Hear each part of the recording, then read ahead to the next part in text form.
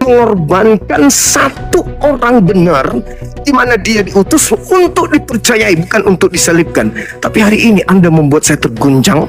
Anda begitu hebat dan menggugah perasaan saya jadi gemetaran saya, Bang. Jangan-jangan Anda benar. Tuhan yang baik ternyata tidak baik, membunuh orang benar demi menyelamatkan si jahat. Salam satu Tuhan.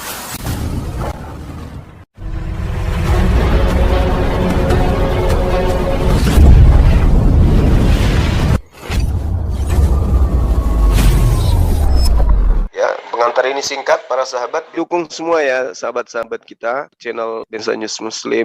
Di like, di subscribe, di share sebanyak mungkin untuk supaya mencegah sahabat-sahabat kita di luar sana tidak terpengaruh terhadap pemurtadan. Semoga Allah memberikan selalu sikap istiqamah. Salam satu Tuhan, Allahu Akbar. Bahwa memang untuk mengenal Tuhan kecuali dia itu menyatakan dirinya, memperkenalkan dirinya. Melalui apa? Melalui alam semesta. Tentunya orang melihat keteraturan alam semesta, orang memandang matahari, bulan, bintang dan sebagainya. Orang normal akan berpikir bahwa keteraturan ini tentu ada yang menciptakannya. Nah, itu yang disebut wahyu umum.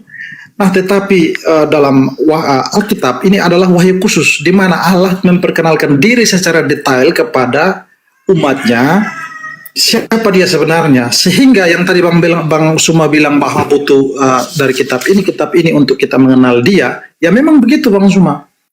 Bagaimana mungkin kita mengenal Tuhan tanpa dia memperkenalkan diri, dan Alkitab adalah wahyu Tuhan untuk memperkenalkan diri kepada umatnya. Yang berikut Bang Suma, tadi agak putus-putus tapi di bagian terakhir Bang Suma mengambil ayat dari Matius 12 kan, lalu mengatakan bahwa yang meminta tanda itu kira-kira kalau di zaman sekarang relevannya itu kita orang Kristen. Nah, itu salah besar Bang Suma. Lihat konteks yang minta tanda itu siapa dulu Bang Suma? Coba saya tanyakan ke Bang Suma. Orang siapa Farisi. Konteks waktu itu? Orang Farisi. Orang Farisi. Iya. Sekarang yang mengajarkan agama Kristen siapa? Yang mengajarkan Kristen. Lah, Kristen menerima Kristen itu dari orang Farisi, dari mana lagi? Ajaran, tunggu. Ajaran yang jelas tertuang di dalam kitab saudara kepada yang menyalib, Yesus dijadikan menjadi Tuhan kepada yang menyalib. Makanya orang Kristen simbolnya salib. Anda nggak bisa lari ke situ. Sedikit lagi Bang. Pernyataan saudara, mumpung nggak putus jaringan Anda. Pernyataan saudara yang mengatakan bahwa memang harus dijelaskan Yesus itu Tuhan. Tuhan itu harus menyatakan dirinya. Itu Yesus pernah menyatakan itu enggak? Yesus menyatakan dirinya sebagai utusan, titik. Tidak lebih. Tidak pernah Yesus menyatakan diri, aku Tuhan, aku Tuhan, aku. Enggak ada. Yesus menyatakan dirinya sebagai utusan. Siapa Yesus menurut Yesus? Banyak itu Bang Suma dengar tidak? Bang Suma cuma berpegang kepada satu ayat tanpa saudara konteks besarnya ya. Saya menghargai. Saya menghargai dalil. Udah kenal, udah mengenal, saya menghargai dalil yang Anda bawa. Ya, wajar saja Bang Suma dalil karena Bang Suma cuma mencari dalil pendukung bisa membuat ini jadi polemik kan gitu.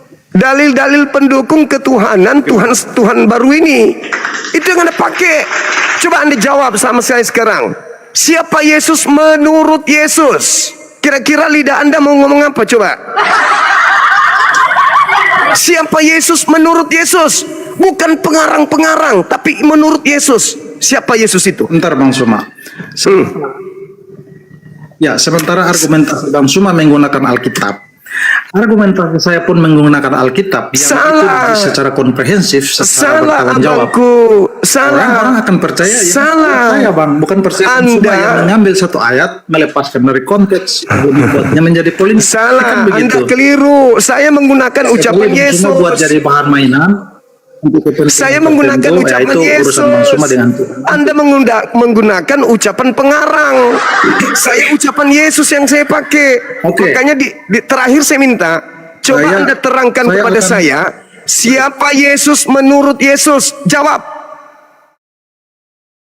Oke, saya akan terangkan itu di dalam Yohanes ya, Bang Suma. Ya, silakan Bang, silakan. Jadi gini Bang Suma, saya Silakan. bacakan ayatnya. Yuk, Sebentar silakan. saya cari ayatnya dulu. Saya cari Ya, ayatnya. cari, silakan Anda cari. Jadi ketika Tuhan Yesus bangkit, ya kan, di situ seorang murid yang namanya Thomas itu nggak percaya Bang Suma. Saudaraku, coba Saya jelaskan, nanti kerangka berpikirnya tolong dipakai dulu. Kalau Anda menggunakan data-data setelah kebangkitan, itu yang bukan Tuhan ini memang sudah dilantik menjadi Tuhan. Yang saya maksud, siapa Yesus menurut Yesus sebelum dia menjadi Tuhan, dijadikan sebagai Tuhan untuk orang-orang angkatan jahat, itu siapa dia? Kalau kemudian Anda menggunakan data setelah dia dilantik menjadi Tuhan, ya apapun dia Tuhan. Karena memang Tuhan untuk mereka orang-orang jahat. Yang kita minta ini adalah siapa Yesus menurut Yesus sebelum dia dilantik untuk menjadi Tuhan bagi orang jahat. Siapa Yesus ini? Dan kenapa dia dilantik menjadi Tuhan? Kan gitu Bang, silakan. Ya. Berarti Bang Suma membagi dua ya. Bang Suma, menurut Bang Suma, ketika dibangkit itulah yang dikatakan sudah dilantik. Yes. Yang belum itu berarti belum. Nah, kalau saya bisa buktikan gimana Bang Suma? Silakan saudaraku, dengan senang hati. Saya hormat sama Anda, silakan.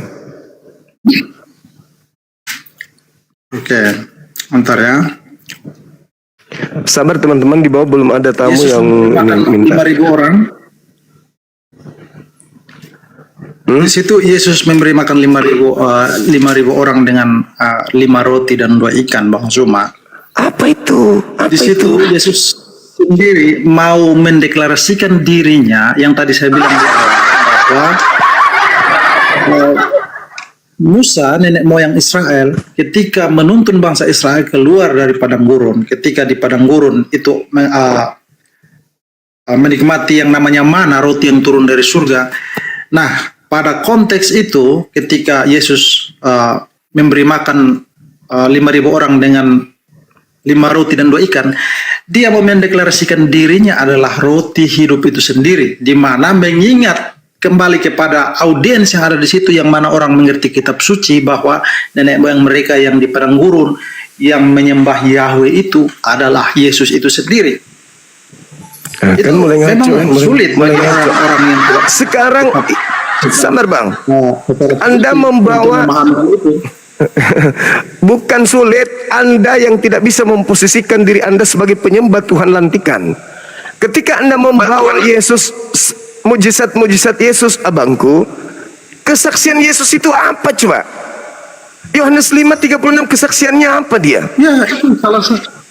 Iya, kesaksian Yesus Yang tentang tadi saya bilang, ketika dia bilang roti hidup, dia bilang roti hidup, itu mengingatkan tentang apa? Tentang mana di padang gurun itu. Ya Mana Allah, di ya padang gurun Karim. tidak lain, tidak bukan itu. Ya Allah, ngaco. Yesus mengatakan Bukan ngaco. segala. Saya tanya dulu Anda, menurut Yesus mukjizat yang dilakukan Yesus itu sebagai Tuhan atau sebagai utusan Tuhan? Menurut Yesus, yang mujizat yang dilakukan Yesus itu hanya Allah lah yang melakukan itu, Bang Zuma. nah itu pintar. Coba Bang Zuma, makanya kalau Bang Zuma paham, orang Itu yang bisa pintar. Itu Enggak. pintar. Orang yang bisa menyembuhkan orang kusta hanya Tuhan Yahweh sendiri. Dan ketika Yesus Kristus datang, Mesias itu datang, dia bisa menahirkan orang-orang kusta itu. Apa itu bukan indikasi dari Allah? Saudaraku, Bang Suma membaca dalam kacamata Bang Suma membaca secara saudara, Yesus Tuhan untuk Bang Suma akan menemukan di situ bahwa ternyata kalau orang Israel itu orang Israel itu kalau memang mereka berpikir hanya Allah yang bisa menyembuhkan kusta, maka Yesus bisa melahirkan penyakit kusta, maka dia adalah Allah. Begitu cara logik berpikirnya. silakan, memang Yesus Tuhan untuk Kristen. Saya tidak melarang Anda menuhankan Yesus, karena Yesus itu hadiah untuk orang jahat. Saya akui itu. Tapi ketika Anda berbicara tentang mujizat, Yesus mengatakan apa? Segala sesuatu pekerjaan yang aku lakukan, pekerjaan itu yang bersaksi bahwa Bapa yang mengutus aku. Bapa mengutus aku. Kesaksian Yesus. Lalu Petrus kemudian mengatakan apa dalam khotbahnya untuk menyatakan kebenaran ucapan Yesus itu? Kisah para Rasul 2:22. Seluruh orang Israel harus tahu yang kumaksud adalah Yesus dari Nazaret yang dijadikan sebagai perantara. Perantara Yesus itu. Perantara antara manusia dengan Tuhan yang melakukan mujizat, kekuatan, tanda-tanda yang dilakukan oleh Allah melalui perantaraan Yesus, seperti yang kamu tahu. Saudara mau lari kemanapun. Kisah para di situ rasul. Bang Suma yang mengatakan dia membuat mujizat itu dia sebagai perantara. Tidak ada konteks sebagai perantara di situ. Oke, Perantara saya tunjukkan. antara manusia berdosa dengan Allah yang suci. Saya Sehingga tunjukkan. dia adalah manusia. Anda memelintir data, Anda yang memelintir Manusia bisa data itu. ketemu Allah hanya melalui Anda Yesus memelintir Kristus. data. Allah Maaf, bisa maaf. menghampiri manusia berdosa Maaf. melalui Yesus Kristus. Itu Bang Suma. Diturunkan aja teman-teman. Maaf saya turunkan. Saya berdiskusi sama seperti diskusi dengan batu. Berdiskusi dengan monyet. Tidak punya otak, cuma punya iman. Aku tanya. Hanya punya iman, hanya punya kepercayaan, tidak punya otak. Saya seperti berbicara dengan biji sakarnya Anda. Gak ada otaknya. Dari kasih dalil, saya udah bilang, boleh Anda mati mempertahankan keyakinan Anda. Boleh. Boleh. Silakan Anda mati dalam kekonyolan Anda. Boleh. Tapi Anda harus menyadari sembahan Anda itu adalah sembahan yang dibuat oleh Tuhan yang sesungguhnya. Dan cara Anda untuk membantah kebenaran itu ya begitu. Dalil kisah para pewarta Anda bantah. Yohanes mengatakan kesaksian tentang dirinya Anda bantah. Kenapa? Sejatinya Anda adalah wa ikhwanuhum yamuddunahum fil ghayyi tsumma la yuqsirun. Orang-orang kafir adalah pahlawan-pahlawan setan untuk mendurhakai pencipta langit dan bumi. Gitu abangku. Jadi saya bukannya tidak ingin berdiskusi dengan Anda lebih jauh, enggak. Cuman saya rasa sudah di finalnya, udah sampai endingnya. Apa itu? Sehebat apapun kebenaran saya sampaikan kepada penyembah setan, dia tetap akan menolong setan agar manusia menyembah kepada setan. Titik. Oke, silakan teman-teman yang lain. Mangga. Saya nggak marah ya, memang begitu karakter saya. Saya kalau lagi diskusi dulu di kampus, orang lempar meja, lempar kursi, saya enggak. Saya cuman argumentasi aja yang keras kayak gitu. Saya tetap orangnya calling down. Halo, semangat siang. Selamat siang Mas Juma. Siang juga abang. Dari Katolik Protestan. Dari Protestan. Baik abangku, kita buka kamera biar diskusi kita semakin menarik. Silakan. Oke, sip. Silakan Anda bernarasi setelah mendengarkan kami berdiskusi tadi. Silakan. Terpenggal tadi memang cuman hanya sebentar tadi Mas baru masuk ini. Jadi keluar tuh yang siapa tadi yang keluar tadi barusan Bang? Omben. Dia jaringannya gangguan memang. Oh. Iya. Ya. Topiknya Yahweh membuat Tuhan baru gitu Bang ya? Siap. Maksudnya Tuhan baru itu gimana maksudnya? Ada oknum yang dibunuh, yang disalib. Oknum ini dibuat menjadi Tuhan bagi penyalibnya sendiri. Itu sebagai upah dari pekerjaan jahat mereka. Gitu Bang. Oh. Ya. Yang lain? Ya, itu aja. Maksudnya gini. Keberadaan saudara kami Kristen ini bukan berasal dari orang-orang yang percaya kepada Yesus. Tapi kekristenan itu buah dari hasil orang-orang yang anti terhadap Yesus, membenci Yesus. Sehingga mereka mendirikan sebuah kepercayaan Yesus adalah Tuhan, Yesus sehakikat dengan Tuhan, Yesus serupa dengan Tuhan, Yesus adalah beda pribadi satu hakikat dengan Tuhan. Itu materi-materi yang disajikan oleh orang-orang yang kena hukum dari Tuhan, disebabkan karena kedurhakaan mereka terhadap Yesus yang berkongko-kongko ingin membunuh Yesus, sementara Yesus adalah juru selamat bagi kaumnya Bani Israel. Begitu Abang. Oke, benar. Silakan. Oke Bang, kalau itu pemahamannya saya rasa cukup Bang. Siap. Ada yang ingin saudara sampaikan? Sementara belum? Itu, maaf lu Bang ya. Siap, bukannya oke. mau campur. Bisa Baik, nggak Bang, kalau oke. contohnya Gimana? Kak Habib, kalau debat nanti contohnya dekat dengan Edis ya, biasanya lawannya ya. Boleh. Diundang aja ke sini Bang. Kalau beliau, tapi satu hal yang perlu saudara pahami, Edis pun itu menerima pengajaran saya dengan mengaminkan gak bertuhan. Itu udah viral itu. Edis mengaku Yesus bertuhan. Dia bukan ateis. Nah, Yesus yang bertuhan ini, bagi orang jahat, Tuhan yang sesungguhnya menjadikan Yesus yang bertuhan ini sebagai Tuhan bagi orang-orang jahat. Edis mengaku itu dan mengaminkan. Bahkan dia ribut dengan beberapa orang-orang pendebat Kristen. Bahkan pendeta siapa itu? Mel Atok atau yang satu lagi, dia marah sama Edis. Edis itu kenapa dia mengatakan Yesus itu bertuhan? Nah itu marah dia. Bukan Mel Atok, ada lagi satu Kadas. Pendeta siapa itu, Kadas atau siapa namanya itu? Iya, untuk saat ini memang saya ikuti kemarin dia lagi bentrok sama Mr. Bom sama siapa lagi? Iya. Karena pengakuannya itu. Oke Bang. Terima kasih penjelasannya Bang. Izin Sama-sama Bang. Makasih. Terima kasih Bang. Iya. Pendeta apa gitu. Pernah jadwalkan sama Bang Zuma untuk debat ilmiah melalui Zoom, waktu itu masih Zoom belum TikTok. Siapa? Ada yang tahu? Deki Ngadas.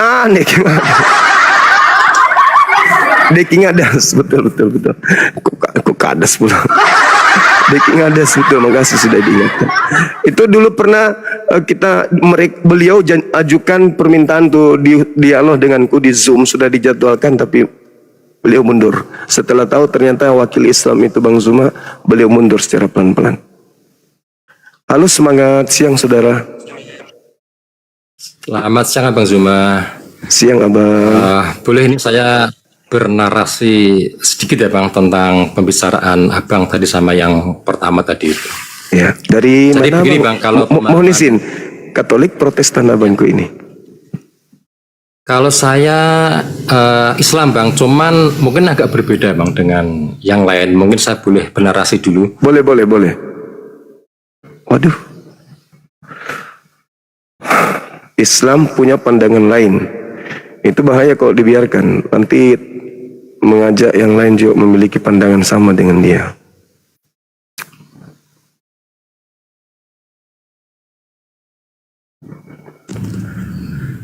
Ini Islam yang mungkin ingin membela Kristiani, atau mungkin Kristiani yang berpura-pura tampil Islam. Kita dengarkan aja dulu. Belum ada juga yang lain. Silakan Bang. Oke Bang, ini Silakan. sebenarnya agama itu kan agama yang satu ya Bang, agama tauhid. Jadi sebenarnya sama saja Bang, dari agama yang manapun sebenarnya sama saja. Jadi kalau umat Nasrani itu mengatakan bahwa Yesus itu Tuhan, itu mungkin ada benarnya gini Bang. Jadi Tuhan itu selalu menunjuk manusia utusan. Bahwa Tuhan itu selalu menunjuk manusia khalifah di bumi atau wakilnya di bumi. Dari mulai Nabi Adam sampai sekarang pun itu ada manusia utusan. Nah, dari rekamah saudara kita Nasrani menyampaikan bahwa Yesus itu Tuhan, itu kan memang di dalam Yohanes ya, 13 ayat 13 itu kan memang ada kan, akulah guru dan Tuhanmu. Itu artinya dimensional Bang. Dimensional. Kalau dianalogikan itu seperti kayak ini Bang, jabatan presiden sama Pak Prabowo. Nah, ketika presiden itu kan jabatan, Pak Prabowo itu manusianya. Nah, ketika Pak Prabowo itu disebut Pak Presiden juga boleh, disebut Pak Prabowo juga boleh, tapi itu kan dimensional. Nah, sama juga dengan sistem ketuhanan sama. Tuhan, kemudian ada manusia utusan. Nah, itu karena banyak juga kan di dalam ayat disampaikan itu bahwa Allah itu bertajalli kepada manusia utusannya, menunjuk manusia sebagai khalifahnya di bumi. Itu kan ada. Kalau didukung juga di dalam Yohanes itu kan, akulah guru dan Tuhanmu. Kemudian aku di dalam Bapak di dalam aku. Baik. Oke, Bang. Saya mau nanya. Ya, silakan Anda mewajarkan itu. Saya mau tanya, kalau menyembah selain Allah menurut pandangan saudara itu benar atau salah? Sebenarnya kalau Tuhan itu sama, Bang. Tuhan itu Tuhan yang Maha Esa itu sama. Yang saya tanya, kalau menyembah selain Tuhan yang Maha Esa itu benar atau salah? Salah, Bang. Salah. Nah, salah. Terus ketika Al-Quran mengatakan laqad kafaral ladzina qalu, itu maksudnya apa, Bang?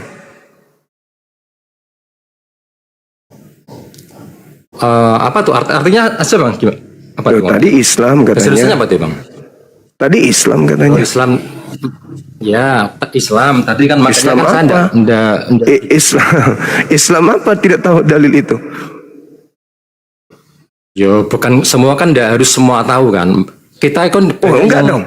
Yang mendengarkan ini kan ketika saudara mengatakan saudara mengatakan semua agama sama, Anda sebenarnya sudah bukan Islam.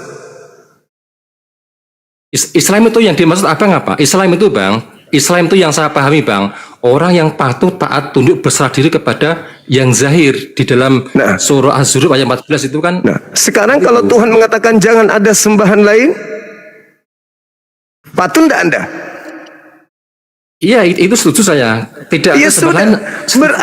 Berarti agama lain itu tidak betul. Kenapa Anda sekarang mengatakan semua sama? Oh, begini ya, Bang. Jadi agama yang terdahulu, Bang, itu kan memang belum ada Islam kan. Kata siapa nggak ada kan Islam? Pada zamannya. Adam itu sudah Islam. Dari Adam sudah Islam. Islam itu sudah ada. Jauh sebelum manusia dicipta, Islam itu sudah ada.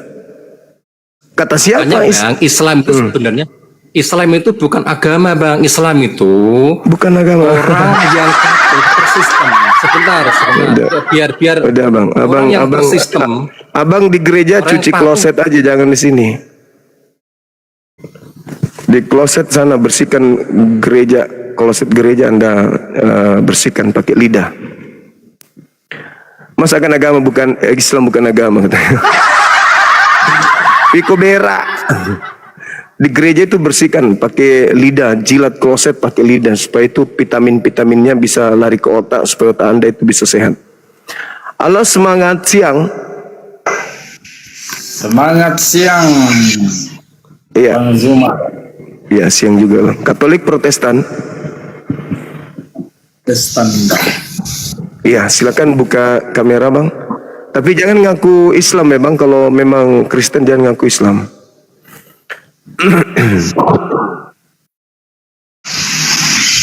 Oke, Abangku. Sip. Silakan tema saya dibahas terkait ini. Karena Al-Quran saya memang menjelaskan adanya orang-orang yang membuat kerusakan di atas muka bumi ini, itu diberikan sembahan selain daripada Tuhan yang betul. Silakan, Bang. Ya. Saya ingat sebelumnya, Bang, sebelum masuk ke bahasan ini, saya ingat kalau nggak salah 2 tahun lalu, 4 tahun lalu, kalau nggak salah. Suaranya kecil, Abang. Suara kecil. Kecil ya. Ya udah bagus. Ini jelas. Iya. Jadi kalau ini mungkin berkaitan dengan bisa jadi sesuai, tapi kalau menurut Alkitab saya kira ini tidak pas, Bang. Tidak Maksudnya, ada Bang? kitab Maksudnya apa tuh, Bang? buat Tuhan baru. Suaranya tidak ada. suaranya putus-putus abang ini, putus-putus. Terus ada suara menciut. Coba saya pakai headset dulu Bang ya. Iya, silakan Bang, silakan. Ada suara noise soalnya. Di tap-tap layarnya teman-teman sekalian. Posting ulang. Silakan.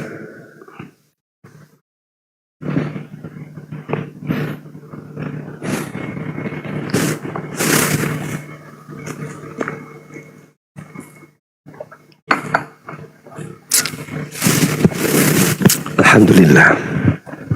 Mas Isan jangan cemburu ya. Ada kopi di sini soalnya.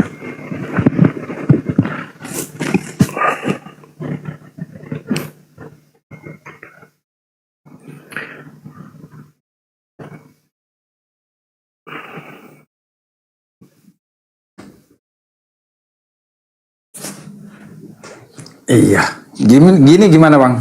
Bagus kan? Mantap sekali suaranya abangku. Silakan. Bang Juma. Thank you. Silakan. Iya, makasih udah naikkan saya ke room Bang Juma. Siap. Saya Bang paling senang tuh diskusi sama Bang Juma sama Bang Jonathan Nandar, karena bagi saya apologet Muslim yang menurut saya punya santun yang tata krama yang bagus itu abang berdua selama saya di TikTok ya. Iya. Terima kasih Bang, terima kasih Bang. Makasih. Jadi Bang, berkaitan dengan tema abang ini, yang saya maksud tadi adalah kalau di Quran kemungkinan itu pas, itu benar, tetapi di Alkitab, kalau menurut Alkitab ini tidak sesuai Bang. Oke. Itu, Bang. Ya, baik Bang, baik. Jadi Al-Quran saya mengatakan begini. Bismillahirrahmanirrahim. Inna ja'alna syayatin awliya'a lilladzina la yu'minun. Pencipta langit dan bumi menjadikan iblis sebagai sembahan bagi orang-orang kafir disebabkan karena mereka tidak beriman. Nah, lalu Al-Quran pun menjelaskan begini Bang. Wa idza husyiran nasu kanu lahum a'da wa kanu bi ibadatihim kafirin. Pada hari di mana seluruh manusia itu dihimpun, di hari kemudian, di hari terakhir nanti, untuk menentukan kita surga atau neraka, apa yang mereka sembah selain daripada aku, kata Allah, selain daripada Allah, akan menjadi musuh bagi mereka.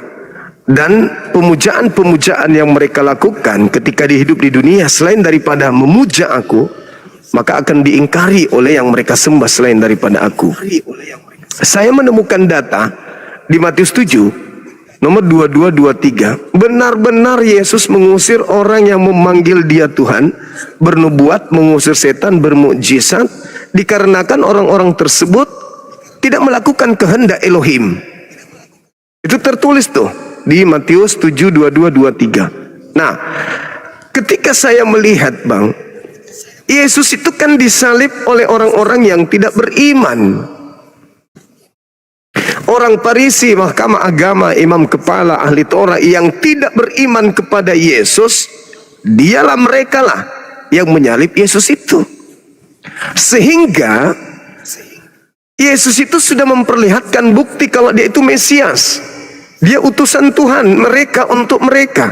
Tapi senantiasa ditolak, berupaya mereka melakukan kesaksian palsu, tipu muslihat demi untuk menjerat Yesus agar Yesus itu disalib.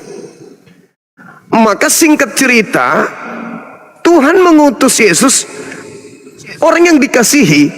Siapa yang percaya tidak binasa melainkan memperoleh hidup yang kekal. Loh, kok malah mau dibinasakan Yesus ini? Maka Tuhan marah kepada mereka yang ingin membinasakan Yesus, sehingga yang mereka salibkan itu dijadikan sebagai Tuhan bagi orang-orang kafir, bagi orang-orang yang tidak beriman kepada Yesus. Maka Yesus yang mereka salibkan dijadikan sebagai Tuhan bagi mereka. Nah, hal ini Yesus sudah nubuatkan di dalam Matius 12 nomor 38 sampai 40. Kata Yesus, orang Farisi, ahli Taurat, minta satu tanda, dan tidak akan diberikan suatu tanda apapun kepada orang jahat dan angkatan tidak setia selain tanda Yunus. Sebab Yunus 3 hari 3 malam dalam perut ikan, demikian juga anak manusia berada dalam perut bumi 3 hari 3 malam. Jadi keluarnya manusia dari kubur pada hari ketiga itu tanda untuk orang jahat.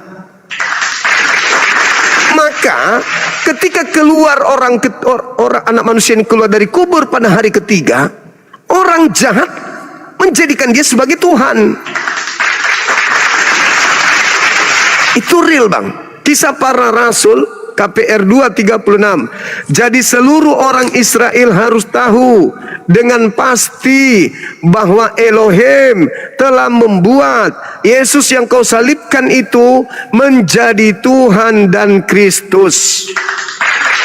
Membuat Yesus yang kau salibkan menjadi Tuhan. Untuk siapa? Untuk kamu. Kamu siapa? Kamu yang menyalib Yesus. Jadi Yesus adalah Tuhan bagi para penyalib-penyalib Yesus. Para penyalib ini tinggal diam enggak? Enggak. Dia menyebar ke seluruh penjuru bumi untuk mengajak orang lain menjadikan Yesus yang dibuat ini menjadi Tuhan oleh Tuhan Yahudi sebagai Tuhan juga. Demikian. Silakan. Jadi Yesus yang disalibkan oleh orang Yahudi ini menurut Petrus dia telah dijadikan Tuhan. Nah, istilah atau terminologi yang digunakan Rasul Petrus ini itu sebenarnya tujuannya adalah untuk menjelaskan bagaimana Sang Firman itu yang diutus Bapa ke bumi itu benar-benar telah disalibkan, dan oleh karena kejahatan mereka maka bukan saja orang Israel sebagai umat pilihan yang akan diselamatkan, melainkan orang-orang yang di luar Israel pun akan menerima keselamatan. Nah, hal itu untuk menggenapi apa yang sudah dinubuatkan oleh para nabi mengenai bangsa-bangsa di luar Israel akan masuk pada kandang yang sama dan digembalakan oleh gembala yang sama, yaitu Yesus sendiri.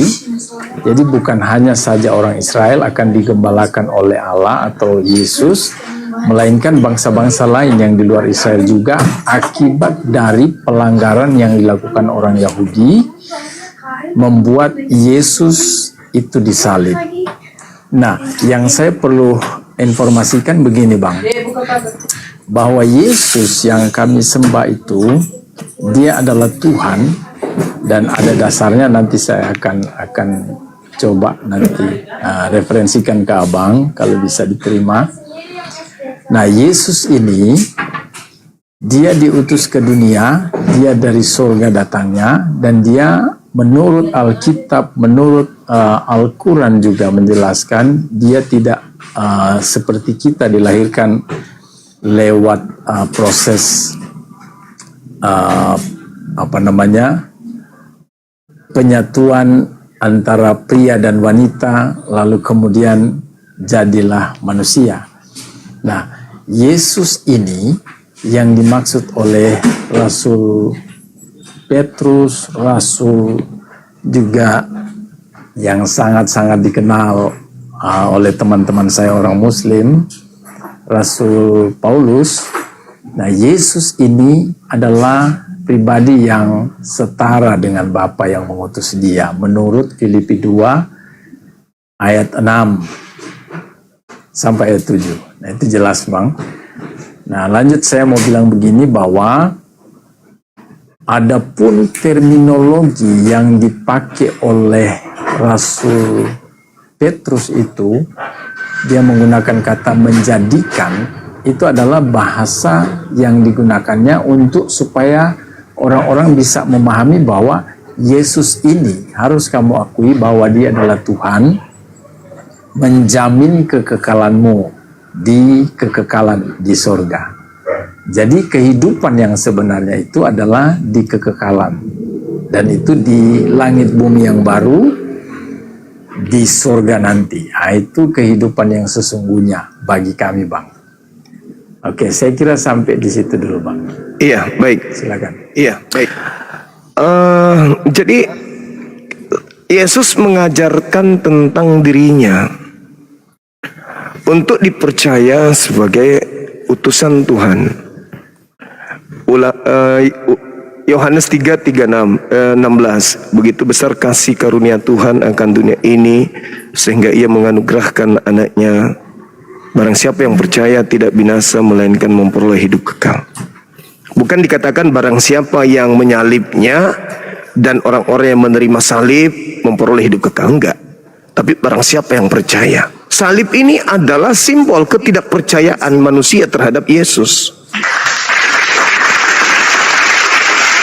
Orang yang menuhankan Yesus adalah orang yang tidak percaya Yesus. Karena Yesus datang untuk dipercayai sebagai utusan, sebagai rasul. Titik. Bila mana ada orang yang menyembah Yesus, menuhankan Yesus, menyelaraskan Yesus dengan Tuhan itu sendiri, orang ini anti Yesus, anti Kristus. Karena Kristus itu adalah orang yang diurapi Tuhan. Ketika manusia yang diurapi Tuhan dianggap Tuhan, berarti Kristusnya hilang, yang ada hanya Tuhannya. Orang itu anti Kristus. Itu jelas itu, abangku. Tetapi nggak apa-apa, ini kan kita berbicara mengenai ranah iman. Saya berbicara berdasarkan ranah data. Iman versus data. Yesus datang menyatakan dirinya. Barang siapa yang percaya kepadaku, sebagai syarat hidup kekal harus percaya kepadaku. Nah, Yesus menerangkan, barang siapa yang percaya kepadaku, maka dia juga akan melakukan pekerjaan-pekerjaan yang aku lakukan. Yohanes 14 nomor 12. Barang siapa yang memegang perkataanku, dialah yang mengasihi aku. Yang memegang perkataanku, dialah yang mengasihi aku. Bila mana perkataan Yesus dipegang, tidak ada penyaliban. Orang menyalib Yesus karena perkataan Yesus nggak dipegang, borok-borok megang perkataan. Lawong yang berkata aja ditolak, ingin dibunuh. Jadi rangkaian daripada orang yang membenci Yesus melahirkan penyaliban. Salib ini adalah kutukan. Bukan hanya terhadap yang disalib, tetapi juga yang menyalib dan para pengikutnya. Itu kutukan itu. Maka Tuhan mengatakan, coba kita lihat nih, kronologis yang terjadi pada keadaan di mana Petrus berkhotbah. Sekelompok orang yang telah menyalib Yesus, Petrus berkhotbah kepada mereka. Apa khotbah Petrus? Petrus mengatakan, seluruh orang Israel harus tahu bahwa Yesus yang kau salibkan itu telah dijadikan menjadi, Elohim telah membuatnya menjadi Tuhan dan Kristus. Untuk siapa? Ya untuk kalian. Senang tak mereka? Senang tak setelah mereka mendengarkan itu? Oh, masa sih Yesus yang kami salibkan ini jadi Tuhan bagi kami? Yes, yes, yes. Apakah senang? Enggak. Mereka kemudian meradang. Mereka kemudian merasa tersakiti. Mereka kemudian merasa terkucilkan, terhinakan, terpojokkan, merasa tertusuk dengan kondisi itu. Sampai mereka datang kepada Petrus. Ya sudah Petrus, apa yang harus kami lakukan? Kata Petrus, bertobatlah dan berilah dirimu diselamatkan dari angkatan jahat ini. Tadi Bung, saya mengatakan bahwa angkatan jahat minta tanda. Yesus mengatakan tanda jahatnya adalah keluar dari kubur hari ketiga. Keluar dari angkatan jahat. Apa itu? Keluar dari orang-orang yang percaya ada kebangkitan pada hari ketiga. Karena orang yang percaya kepada kebangkitan hari ketiga itu adalah angkatan jahat. Nah, kepada angkatan jahat Tuhan melantik, Tuhan menjadikan yang mereka salib itu sebagai Tuhan mereka. Kalau hari ini orang Kristen disampaikan, saudaraku Kristen, Yesus yang disalib itu telah dijadikan menjadi Tuhan untuk kalian. Orang Kristen senang. Oh, senang kali orang Kristen. Yes, yes, yes, yes. Memang Yesus Tuhan kami. Memang kami punya Tuhan bernama Yesus. Dengan darahnya dia menyelamatkan kami. Bla bla dan seterusnya. Kalau itu betul konsep seperti ini, kenapa yang menyalib Yesus malah meradang, merundung, sepi, sedih, dan seterusnya? Anda boleh lihat bang, apa yang mereka lakukan, apa yang terjadi terhadap mereka setelah dikatakan Petrus seperti itu. Anda baca di KPR 2, 36, 37, 38, 39, 40. Di 40 itu endingnya. Harusnya mereka senang, harusnya mereka bahagia. Karena kenapa? Dosa mereka ditebus katanya. Dia langsung masuk ke dalam surga katanya, memperoleh hidup yang kekal. Tapi ternyata tidak. Yang senang itu ada orang yang hidup ribuan tahun setelahnya, yang tidak ngerti bahwa Yesus dijadikan Tuhan itu sebagai kutukan bagi mereka yang kufur terhadap Yesus, yang tidak percaya Yesus. Hukuman bagi orang yang tidak percaya Yesus adalah oleh Tuhan yang benar melantik Yesusnya menjadi sembahan bagi mereka orang-orang kufur. Nah, di mana posisi Kristen hari ini? Posisi Kristen hari ini adalah pengikut setia Yesus tidak menyebar ke seluruh penjuru bumi mengajarkan Yesus adalah Rasul utusan Tuhan, tetapi yang menyebar ke seluruh dunia adalah justru orang yang anti Yesus, yang mengajarkan salib itu adalah simbol keselamatan. Bukan ke-11 murid yang menyebar ke seluruh bumi mengajarkan kekristenan. Bukan orang Yahudi yang datang ke Indonesia mengajarkan kekristenan, tapi orang Barat yang menerima pengajaran dari Roma yang kemudian mengajarkan agama Kristen itu. Kenapa demikian? Karena sebenarnya yang menjadikan kemudian Yesus itu Tuhan adalah Tuhannya Yahudi, dan itu hanya spesial bagi orang-orang yang ingkar terhadap Yesus. Makanya Yesus mengatakan di dalam Matius 23 nomor 15, celakalah engkau wahai ahli Taurat, wahai orang Farisi, wahai orang munafik, kau menjelajahi daratan, menyeberangi lautan untuk mentobatkan orang sebagai pengikut agamamu, dan setelah kau jadikan dia jadi pengikut agamamu, kau jadikan dia orang neraka dan lebih jahat daripada engkau sendiri. Siapa yang menyeberangi lautan? Orang Farisi. Apa yang diajarkan? Agama Kristen. Apa kata Yesus terhadap agama itu? Menjadi orang neraka dan 2 kali lebih jahat daripada orang Farisi itu sendiri. Itu fakta bang, itu real. Jadi kesimpulan saya, Yesus Tuhan bagi angkatan jahat dan pengikut-pengikutnya. Demikian. Silakan. Oke, thank you bang. Ya, tadi abang coba bawa Yohanes 3 ayat 16, di mana ayat ini menjelaskan tentang bahwa karena begitu besar kasih Allah akan dunia ini, sehingga ia telah mengaruniakan anaknya yang tunggal, supaya setiap orang yang percaya kepadanya tidak binasa, melainkan beroleh hidup yang kekal. Ya, mengenai salib, salib itu terjadi, direalisasikan oleh orang-orang yang jahat memang. Jadi pelaku penyaliban itu adalah orang-orang yang dirasuki setan, dirasuki roh jahat, dan mereka adalah orang-orang yang seharusnya kalau tidak bertobat, mereka pantas untuk dihukum di neraka bersama-sama si jahat yang menguasai hati pikiran mereka, menyalib anak Allah itu. Sedangkan orang-orang yang mempercayai kuasa salib itu, di mana Yesus yang sudah mengorbankan hidupnya bagi umatnya, dan dia percaya sungguh, itu yang menggenapi kitab Yohanes 3 ayat 16 itu justru bang. Yohanes 3 ayat 16 bilang, karena begitu besar kasih Allah akan dunia ini, sehingga ia telah mengaruniakan anaknya yang tunggal, yaitu Sang Firman yang hidup, supaya setiap orang yang percaya kepadanya tidak binasa, melainkan beroleh hidup yang kekal. Nah, ini saya juga berbicara tentang fakta. Jadi, kami yang mempercayai tentang kuasa salib itu, kami dijamin selamat. Dan tidak ada kuasa lain yang dapat merampas kami menurut Alkitab dari tangan kasih Allah lewat kasih karunia atau pengorbanan Kristus Yesus di kayu salib.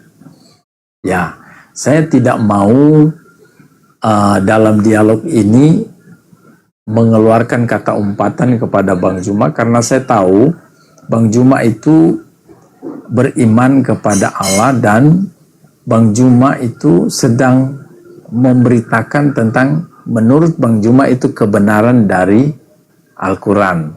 Maka saya tidak mau menjumpai orang-orang seperti Bang Juma ini dengan kata-kata hujatan. Saya tidak mau. Saya lebih suka berdialog dengan baik karena kita sama-sama Bang, kita sama-sama punya model yang sama. Saya dari Kristen mau menjelaskan kepada tiap-tiap orang apa adanya dari Alkitab. Nah, Bang Juma mau menjelaskan ke orang-orang Muslim tentang Al-Quran apa adanya. Kita sama-sama punya kepribadian yang sebenarnya mirip, Bang. Sama-sama punya iman yang kuat masing-masing pada agamanya masing-masing. Hanya saja ketika Bang Juma menjelaskan tentang Alkitab, yang menurut saya itu ada yang kurang pas, maka saya coba meluruskannya, bukan mau berdebat kusir. Nah, yang saya tahu Alkitab menjelaskan adalah Yesus ini adalah Allah, yaitu Sang Firman yang berkenosis, mengambil rupa seorang hamba dan menjadi sama dengan saya dan Bang Juma, menjadi sama seperti kita manusia. Lalu oleh hadirnya Sang Firman ini, maka kita beroleh kasih karunia lewat penyaliban Kristus. Kalau Yesus ini tidak disalib, ini rahasia Alkitab, rahasia Firman. Kalau Yesus tidak disalib, dia menolak untuk disalib, maka keselamatan itu cuma dijamin bagi orang Israel. Dan orang Israel itu dijamin oleh janji Allah kepada Abraham. Makanya ada statement dari Alkitab oleh Rasul Paulus, dia bilang begini, mengenai janji, mengenai salib, orang Israel itu adalah musuh Allah. Tetapi tentang janji, orang Israel itu adalah kekasih Allah. Jadi walaupun orang Israel itu telah menyalibkan Allah melalui orang Romawi, tetapi tentang janji, mereka beroleh kasih karunia karena janji Allah kepada Abraham, di mana lewat bangsa Israel, bangsa-bangsa lain di bumi ini akan menerima kasih karunia, menerima berkat. Jadi berkat yang dimaksud adalah berkat keselamatan setelah penyaliban Kristus di kayu salib. Thank you Bang, silakan. Oke, baik. Jadi kalau kita beranjak Yohanes 3:16, tujuan Tuhan mengutus Yesus itu untuk dipercayai, bukan untuk disalibkan. Itulah yang saya katakan tadi Bang. Orang-orang yang sudah terjerat di sana akan mengajarkan dan akan menggenapi nubuat. Menggenapi nubuat bahwa orang yang menerima suap untuk menyerahkan orang yang benar itu akan memutarbalikkan hukum. Yang salib tadi adalah kutukan, yang salib itu adalah orang-orang yang melakukan hukuman terhadap orang benar. Salib itu adalah hasil upaya dari iblis berkongkol dengan orang-orang yang membenci kepada utusan Tuhan. Dibalik menjadi sesuatu yang benar, justru menjadi keselamatan. Itu kelebihan daripada orang-orang yang sudah menjadikan Yesus yang dibuat menjadi Tuhan oleh Tuhan Yahudi. Data itu terekam dengan jelas di dalam Keluaran 23 nomor 7.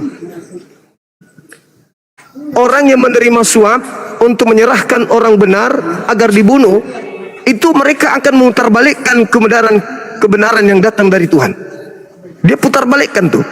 Jelas-jelas Yesus itu adalah utusan Tuhan, datang untuk dipercayai. Barang siapa yang percaya kalau dia itu adalah utusan, tidak mati melainkan memperoleh hidup yang kekal. Orang-orang justru tidak mau itu terjadi. Jadi dasar pijakan Yesus itu disalib karena kebencian, karena politik, bukan karena dosa waris, bukan karena ingin menyelamatkan orang-orang Kristen, bukan. Boleh dibaca di dalam Yohanes 11 nomor 45 sampai nomor 57. Banyak orang yang datang melawat Maria dan menyaksikan apa yang sedang dilakukan oleh Yesus dan percaya kepada Yesus. Lalu orang Farisi melapor ke Mahkamah Agama, imam kepala, ahli Taurat, dan orang Farisi. Mereka mengatakan, apa yang harus kita lakukan ini? Kalau kita biarkan Yesus, maka akan semakin banyak orang yang percaya kepadanya. Jadi orang-orang Farisi, Mahkamah Agama, justru ingin menghentikan misi penyelamatan Yesus, di mana orang bisa selamat hanya dengan percaya kepada Yesus. Apa yang harus kita lakukan? Kalau kita tidak membunuh Yesus, maka akan semakin banyak orang yang percaya kepada Yesus. Artinya iblis tidak ingin orang-orang selamat dengan percaya Yesus. Makanya iblis berusaha membunuh Yesus. Karena kalau Yesus tidak dibunuh, maka akan semakin banyak orang selamat. Kalau semakin banyak orang selamat, maka kuranglah teman mereka ke neraka. Jadi salib ini adalah cara iblis menghentikan anak Adam masuk surga. Apa yang harus kita lakukan ini? Kalau Yesus kita tidak bunuh, maka akan semakin banyak orang yang percaya kepadanya. Semakin banyak orang yang percaya kepadanya kalau Yesus tidak dibunuh.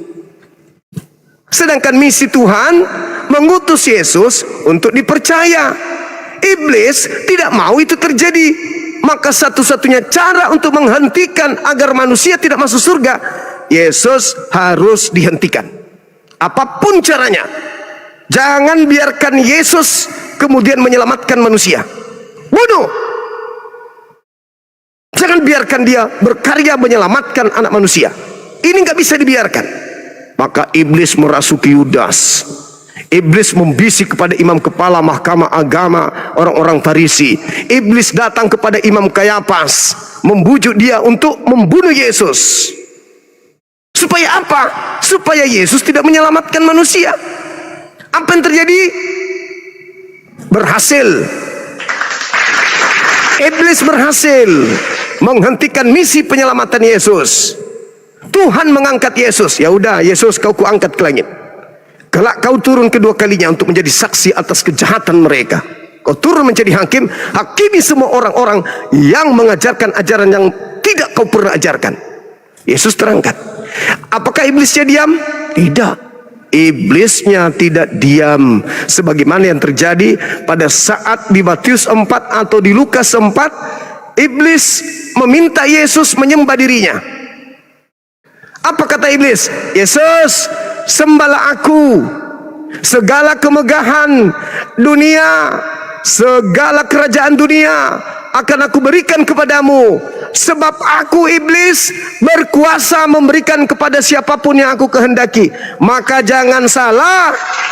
Kenapa Barat yang menerima ajaran yang keluar dari kubur ini sebagai agama menjadi negara terpopuler, terdahsyat adidaya di bumi? Karena mereka telah menerima kuasa dari si jahat. Apakah Yesus menerima? Tidak. Apakah Yesus kemudian menyembah iblis? Tidak. Apa yang tertulis di data 13-nya? Setelah iblis menggoda Yesus dan tidak berhasil, mundurlah iblis dan menunggu waktu yang tepat. Pada waktu mana iblis mundur dan menggunakan waktu yang tepat? Pada saat Yesus terangkat ke langit, iblis tampil sebagai Yesus.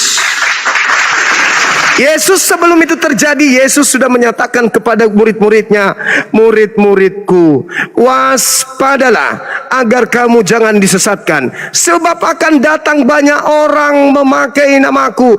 Banyak penyesat datang memakai namaku. Banyak nabi palsu, pengajar palsu datang memakai namaku. Dan berkata, akulah Kristus. Mereka semua akan menyesatkan banyak orang. Namaku yang mereka pakai untuk menyesatkan banyak orang. Agama Kristen menyebar ke seluruh penjuru bumi. Memakai nama siapa? Nama Yesus. Apa yang mereka lakukan? Mengajak orang-orang untuk menyembah kepada utusan Tuhan bernama Yesus, sementara Yesus sibuk mengajar murid-muridnya menyembah hanya kepada Elohim saja. Jadi saudaraku, ketika Yesus memiliki misi menyelamatkan manusia dengan mengajak mereka untuk kembali kepada Elohim, hukum Tuhan, hukum Musa, iblis gelisah. Ini nggak bisa dibiarkan. Yesus harus kita bunuh. Maka Yesus sudah berapa kali mengalami pencobaan pembunuhan oleh iblis, tidak berhasil. Termasuk ketika ingin berkongkok-kongkok dengan Yudas, imam kepala mahkamah agama, pun tidak berhasil. Maka yang disalibkan adalah orang yang diserupakan. Orang yang diserupakan ini sudahlah bukan Yesus, dilantik pula menjadi Tuhan bagi mereka orang-orang jahat. Datang saudaraku Kristen, karena orang Kristen tidak ada nabi yang diutus kepada mereka, karena orang Roma tidak pernah diutus nabi kepada mereka, orang Yunani tidak pernah diutus nabi kepada mereka dari Elohim, maka seketika mereka mendapatkan pengajaran dari Paulus in the gang, mereka menerima pengajaran itu dan mengganti semua ritual-ritual, bahkan patung-patung dewa-dewa mereka dengan menggantikannya dengan patung Yesus. Yesus mereka terima, surat-surat dari Yerusalem mereka terima, surat-surat kanonik mereka terima, surat Paulus mereka terima. Untuk apa? Untuk mereka jadikan sebagai senjata mengajarkan Zeus yang datang dalam nama Yesus kepada seluruh wilayah-wilayah jajahan Kekaisaran Romawi kala itu. Maka semua harus tunduk kepada otoriter gereja. Tidak boleh tidak. Siapa yang membantah gereja, penggal. Siapa yang tidak tunduk kepada gereja, jajah, rampas. Itu yang terjadi. Sehingga terjadi kekuatan demi kekuatan digalang oleh para penyembah Yesus yang dihasilkan dari kemunafikan dan keingkaran orang-orang Farisi terhadap Yesus kala Yesus datang kepada kaumnya untuk mengajarkan kaumnya kembali kepada hukum Torah. Sekali lagi saya katakan, penyaliban itu adalah karya besar iblis untuk menghentikan misi penyelamatan Yesus. Maka hari ini siapa yang menerima salib, mereka adalah yang menerima karya pemberian terbesar iblis sepanjang sejarah anak keturunan Adam. Maka Yesus datang kedua kalinya untuk menghancurkan misi iblis itu. Dia datang sebagai hakim untuk mengatakan kepada manusia-manusia, enyahlah daripadaku, aku tidak mengenal kalian, kalian semua adalah pembuat kejahatan. Siapa itu? Yang memanggil aku Tuhan, yang bermulut pakai namaku, yang mengusir setan pakai namaku, tapi tidak melaksanakan kehendak Bapakku. Apa kehendak Bapakku? Tuhan, jangan kau ganti dengan apapun, jangan kau serupakan aku dengan apapun, jangan ada ilah lain di hadapanku dengan apapun itu. Tapi mereka mengganti ilah baru, bahkan aku yang dijadikan sebagai ilahnya. Kuduskan hari Sabat, jangan kau nodai hari Sabat. Mereka mengganti hari Sabatku menjadi hari Minggu. Sunat kolob itu perjanjian kekal. Barang siapa yang tidak bersunat, bunuh dia. Kejadian 17:14. Mereka meninggalkan kemudian itu. Semua ajaran-ajaran Yesus ditinggalkan menuju kepada ajaran yang diajarkan kembali oleh Yesus, duplikat yang digantung di atas tiang salib yang keluar dari kubur hari ketiga. Jadi Bung, saya katakan sekali lagi, Anda orang terpelajar, mungkin Anda adalah seorang tokoh yang santun, yang baik, mendidik anak-anak kita untuk menuju kepada kekristenan yang setia. Tetapi tolong dipelajari lagi, apakah salib itu hadiah dari Tuhan atau salib itu hadiah dari iblis? Apakah ketuhanan Yesus itu hadiah untuk manusia benar atau ketuhanan Yesus itu adalah hadiah untuk orang-orang yang membenci Yesus? Karena kata Yesus sebelum penyaliban, hidup kekal itu adalah, Yohanes 13:3, mereka mengenal engkau satu-satunya Tuhan yang benar dan mengenal Yesus yang engkau utus. La ilaha illallah, Yesus Rasulullah. Itu hidup kekal. Tapi nilai itu hancur, nilai itu berubah, nilai itu bergeser ketika di mimbar gereja. Apa nilainya? Nilainya adalah Yesus adalah Tuhan satu-satunya itu sendiri yang turun berteofani, Tuhan yang satu-satunya itu sendiri yang turun menjadi daging, Tuhan yang satu-satunya sendiri menjadi manusia, separuh manusia seutuhnya dan separuh Tuhan seutuhnya, 100% Tuhan, 100% manusia. Ini konsep yang berasal dari cocokologi yang keteteran, menemukan Yesus bukan Tuhan karena dia sudah dilantik menjadi Tuhan mereka, maka demi untuk menutupi kekurangan, dia pun mengatakan dan Yesus juga 100% Tuhan. Bagaimana mungkin seorang yang akalnya sehat mengatakan ini 100% pulpen, di waktu yang bersamaan juga dia ini adalah 100% pisang? Itu hanya dogma, itu hanya doktrin. Akal tidak bisa menerima itu. Saya kira begitu, Bung. Silakan bernarasi satu sesi, habis itu saya izin untuk ibadah. Silakan, saya dengarkan abangku, silakan.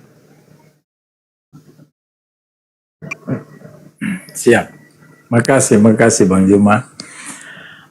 Semua yang sudah dinarasikan Bang Juma tadi, saya tahu persis bahwa itu adalah bersifat asumsi yang sebenarnya tidak sesuai dengan Alkitab. Saya maklum karena saya tahu persis bahwa Bang Juma adalah orang yang sungguh-sungguh takluk kepada Quran.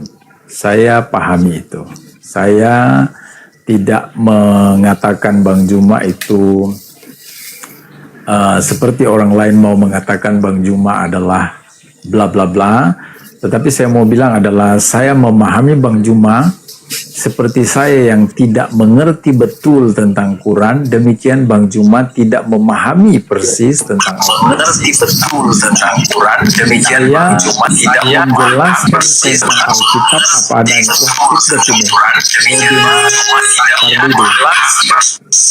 Kenapa dinaikkan? Masih ada narasumber penting ini, Bang. Waduh. Masih ada Kristen narasumber, tidak usah dinaikkan. Tidak mungkin dua narasumber ngomong langsung. Ya, jadi Bang Juma, terima kasih. Silakan. Saya bilang begini bahwa tentang Markus pasal 13 ayat 6, di mana akan datang banyak orang dengan memakai namaku dan berkata, akulah dia, dan mereka akan menyesatkan banyak orang. Bagi kami, ini mohon maaf sebelumnya, bagi kami yang dimaksud Tuhan Yesus itu adalah sekian banyak penyesat yang muncul setelah Yesus selesai melayani di bumi. Jadi mereka ini yang menggenapi penyesatan-penyesatan itu, mereka yang mengatasnamakan bahwa aku yang diutus Allah, aku yang diutus Tuhan. Nah, bagi kami, salah satu orang yang menggenapi apa yang dinubuatkan Tuhan Yesus ini adalah Muhammad. Bagi kami, Bang ya, sorry. Jadi Muhammad salah satu dari sekian banyak orang yang mengaku bahwa dia diutus Allah, yang menyesatkan banyak orang untuk keluar dari ajaran yang sebenarnya, yang diajarkan Yesus dalam Alkitab. Nah, ini kami tahu bahwa itu adalah pekerjaan si jahat. Kami sangat-sangat prihatin dengan orang-orang yang kemudian dikesininya yang mengikuti ajaran-ajaran penyesatan yang diajarkan oleh orang-orang yang menggenapi apa yang sudah dinubuatkan oleh Yesus, bahwa mereka akan datang dan memakai nama dia, bahwa akulah yang diutus Bapa, akulah yang diutus Allah, akulah yang diutus Tuhan. Nah, Muhammad mengakui bahwa dia diutus Allah. Maka bagi kami orang Kristen, Muhammad adalah salah satu dari sekian banyak orang telah menggenapi Markus 13 ayat 6 ini, Bang. Gitu. Nah, tentang penyalipan ini lagi saya mau tekankan bahwa orang-orang yang di luar dari bangsa Israel adalah mengalami nasib naas kalau Yesus itu tidak disalib. Jika Yesus itu tidak dikorbankan, ada sekian banyak manusia, berjuta-juta bahkan lebih dari juta, orang akan binasa karena tidak diselamatkan lewat jalan salib. Jalan salib inilah yang membuka tirai sehingga hubungan yang terputus antara Allah dengan manusia itu menjadi nyambung kembali, klop kembali. Jadi kasih karunia itu terbuka lebar itu lewat pengorbanan Sang Firman yang menjadi manusia, dan orang tidak tahu persis bahwa dia adalah Allah yang diutus, yang mengambil rupa seorang hamba dan menjadi sama dengan manusia, hidup dalam daging seperti kita. Orang-orang Israel tidak mengerti ini, dan Yesus sendiri, dia tidak mau terang-terangan kepada mereka, kepada seluruh orang Israel, bahwa dia adalah Tuhan, supaya dia disalib. Karena kalau dia terang-terangan sama orang Israel ini dia kekeh. Kalau dia imani itu Tuhan, jangan coba-coba korek. Maka Yesus ketika dia membuat mujizat, lalu orang itu mau bersaksi tentang dia, dia bilang, jangan beritakan bahwa itu aku yang melakukannya. Supaya orang Israel itu buta tentang dia, dan dia harus disalib. Yang perlu tahu adalah ke-12 murid ini, hanya sayang satunya jadi pengkhianat, yaitu Yudas. Dia yang dipakai setan juga, untuk supaya apa yang direncanakan Allah ini terrealisasi, yaitu salib. Dan saya sangat bersyukur sekali, Yesus yang adalah Allah yang sebenarnya tidak masuk logik manusia, Allah mengorbankan diri untuk disalib. Namun saya percaya, saya bersyukur kalau Yesus adalah Allah, dia mau tergantung di kayu salib demi saya. Saya seharusnya digantung sebegitu rupa, disiksa sebegitu keji, namun saya tidak harus mengalami itu demi karena kasih karunia yang sudah dilakukan Yesus Kristus Tuhan kami di kayu. Jangan di-mute. Biar selesai sedikit lagi. Termute bang, termute. Oke. Iya. Abang boleh saya satu pertanyaan sebelum saya pamit sebentar aja. Silakan bang, silakan. Hati saya sangat terguncang dengan pernyataan abang yang terakhir ini. Saya penasaran bang, jangan sampai yang Anda sampaikan itu betul. Jadi gini, tolong tunjukkan dalil di mana Tuhannya Yahudi menginginkan penyaliban terhadap anak yang dikasihinya. Dalilnya bang, tolong dalil. Oke. Tuhan menginginkan kematian orang yang benar demi menyelamatkan jutaan orang jahat. Itu tertulis di mana dalilnya? Elohim, bukan Paulus itu geng. Saya minta Tuhannya Yahudi menginginkan menyelamatkan para penjahat, jutaan orang jahat, dengan mengorbankan satu orang benar, di mana dia diutus untuk dipercayai, bukan untuk disalibkan. Tapi hari ini Anda membuat saya terguncang dengan mengatakan hal tersebut. Tolong bantu saya menemukan data di mana Tuhannya Yahudi menginginkan membunuh orang benar demi menyelamatkan jutaan orang-orang jahat. Satu aja dalilnya bang. Tuhannya Yahudi ya, bukan Tuhannya Anda, tapi Tuhannya Yahudi. Artinya saya berbicara tentang perjanjian lama, di mana konsep perjanjian lama para nabi diutus dan membawa ketetapan-ketetapan kitab-kitab mereka. Ternyata di situ tertulis Tuhan yang maha dahsyat menghancurkan Sodom Gomora, Nabi Nuh, Bahtera Nuh dihancurkan kaumnya. Ternyata Tuhan ini, iya, ternyata Tuhannya lembut sekali dia, hatinya ternyata pink. Dia bisa membunuh orang benar demi menyelamatkan orang-orang jahat, bukan malah menghancurkan orang jahat sedunia dengan bahtera, tetapi bisa membunuh orang benar demi menyelamatkan orang jutaan para jahat. Tolong dalil. Anda begitu hebat dan menggugah perasaan saya jadi gemetaran saya bang. Jangan-jangan Anda benar, Tuhan yang baik ternyata tidak baik, membunuh orang benar demi menyelamatkan si jahat. Tolong dalilnya, silakan. Oke. Saya bacakan bang. Terima kasih bang Juma. Silakan. Saya bacakan ada nubuatan dari Yesaya. Nubuatan itu adalah perkataan Allah lewat para nabi. Abang, jangan sabar nih. Kalau berbicara Yesaya itu mustahile. Kenapa bang? Ada tembok yang begitu tinggi yang harus Anda lalui untuk mengais-ngais kitabnya Yahudi. Kenapa? Yang menyalib Yesus itu bang, ahli Yesaya. Ahli Yesaya, imam kepala mahkamah agama, orang-orang Farisi, ahli tafsir kitab Tanakh, ahli tafsir. Mereka disebut ahli kitab karena mereka memang ahli dalam kitab. Saking tidak adanya mereka temukan nubuatan-nubuatan cocokologi dari gereja, mereka harus melakukan kesaksian palsu demi membunuh Yesus. Mereka harus melakukan tipu muslihat. Markus 14 nomor 1, Matius 26 nomor 4, nomor 59, Yohanes 13 nomor 2. Mereka harus kerasukan setan untuk membunuh Yesus. Tidak ada nubuatan-nubuatan. Malah kalau Anda jeli membaca Yohanes 11, imam kepala membuat nubuat tahun itu, bukan membuat Yesaya. Dan satu hal yang harus Anda pahami mulai dari detik ini, Anda kalau berbicara kitab Yesaya, Anda harus masuk ke dalam Yesaya 1. Apa sebenarnya yang tertulis di dalam kitab Yesaya 1 sampai Yesaya 66 ini?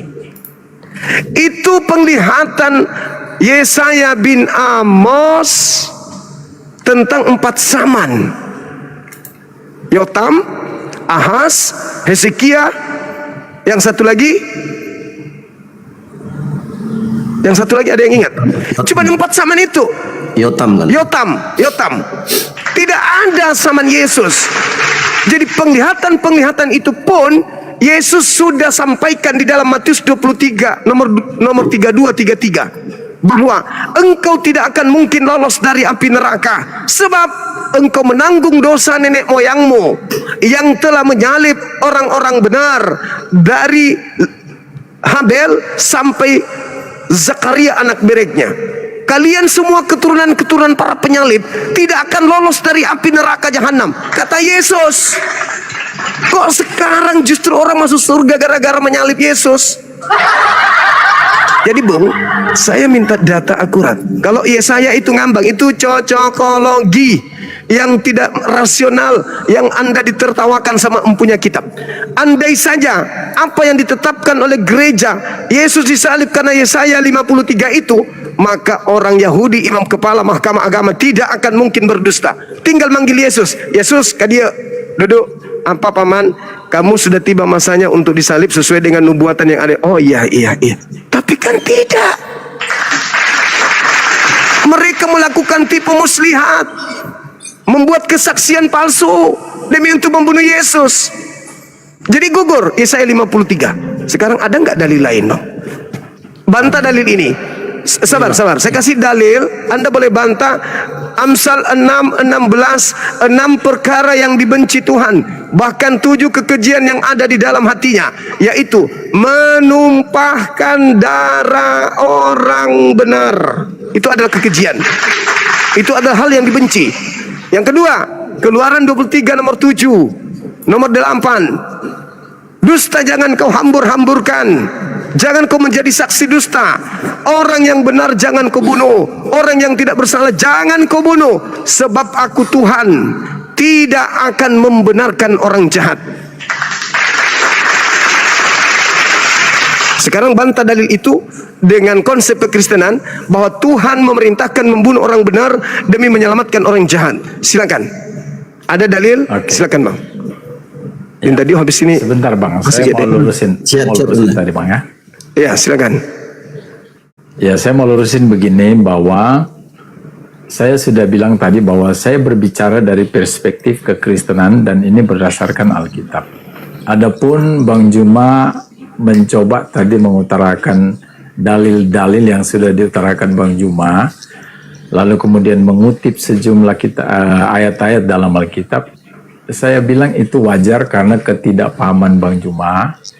Saya juga tidak menyimpan rasa sakit atau apa karena saya tahu Bang Juma tidak sama sekali memahami tentang kebenaran ini. Nah, yang perlu saya mau kasih tahu bahwa Yesaya 53 ini berbicara tentang nubuatan, yaitu perkataan Tuhan yang disampaikan lewat Nabi Yesaya memulai dari perkataan dari kata ini. Dia bilang, siapakah yang percaya kepada berita yang kami dengar dan kepada siapakah tangan kekuasaan Tuhan dinyatakan? Sebagai taruk ia tumbuh di hadapan Tuhan dan sebagai tunas dari tanah kering ia tidak tampan dan semaraknya pun tidak ada sehingga kita memandang dia dan rupa pun tidak sehingga kita Sabar bang, menginginkannya. tunggu. Jadi bang, Itu kan sebentar bang, sebentar. Sedikit lagi. Enggak. Nah, ini bukan cocokologi bang. Ini Cocokologi berdasarkan- itu bang, cocokologi. Sebentar, Bang. Cocokologi itu bang. Coba Anda Ini lihat di Alkitab. data. Sabar bang, sabar. Kami nggak membiarkan penipuan terjadi depan orang banyak. Ketika dikatakan Boleh begini, baca di Alkitab bang, boleh baca di Alkitab. saya Ini yang saya baca lebih paham Bible kayaknya bang berdasarkan- daripada Anda. Kelihatannya saya lebih paham. Ulangan ini, sorry. Kalau Anda berbicara mengenai kitab Yesaya, Anda buka sampul pertama dulu.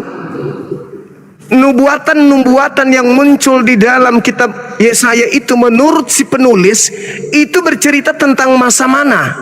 Itu dulu bang.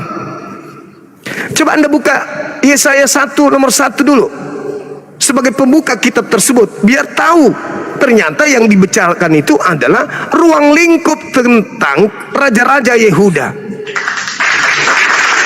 Jadi kalau Anda langsung mengulas 53, Anda menyepelekan ahli Taurat yang punya kitab. Justru karena tidak ada Yesaya berbicara Yesus, maka imam kepala Mahkamah Agama menyalib Yesus dengan dasar tipu-tipu, bukan dengan ulangan. Bukan dengan nubuat. Saya rasa begitu abangku. Coba masuk dulu Ya. di dalam Yesaya 1 nomor 1. Silakan Anda bacakan dulu situ. Oke. Ya, sebentar Bang Juma.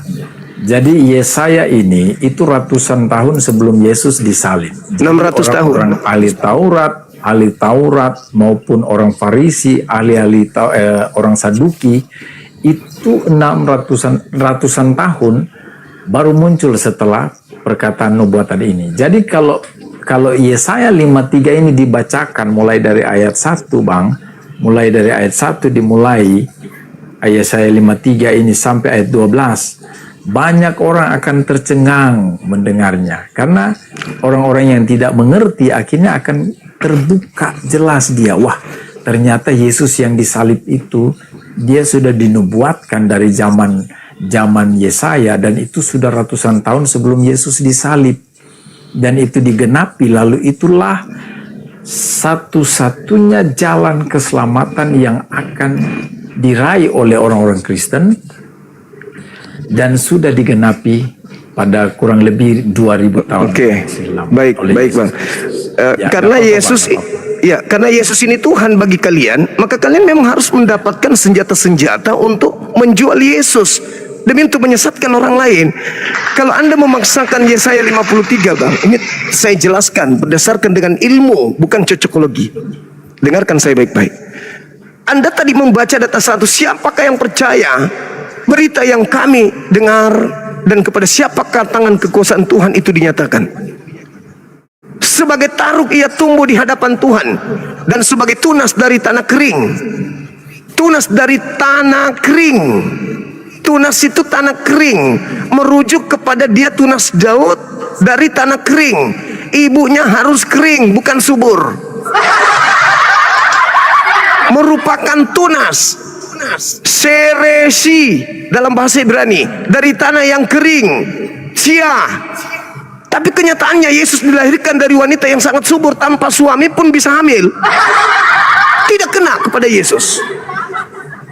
Laki-laki lahir dari seorang perempuan yang sangat subur, tidak disentuh laki-laki saja hamil, apalagi disentuh. Sedangkan kalau kita berbicara mengenai tanah kering, itu lebih cocok kepada siapa? Yohanes Pembaptis. Elizabeth orang yang sudah mandul, kering dia. Tidak bisa kemudian dia punya anak, kering, mandul. Bisa punya anak oleh karena Tuhan mendengarkan doanya. Jadi kalau Anda mengatakan, sama dulu, saya dulu Pak. Saya mau tanya, apakah Yesus berasal dari tanah kering atau tanah yang subur? Yesus dari surga dia Bang. Udah bang. Kalau sudah jurus gereja saya nyerah. Dinda Dio, saya pamit dulu ibadah saudara. Ya apa-apa Bang. Aman ya. Iya, saya ibadah dulu. Silakan Anda tanah surga ya. Makasih. Saya berdasarkan Makasih, ilmu Bang bukan Juma. psikologi. Iya, makasih saudaraku. Silakan lanjutkan dengan adik saya, teman-teman. Saya ibadah dulu sejenak. Assalamualaikum warahmatullahi Siap, wabarakatuh. lanjut. Silakan dilanjut.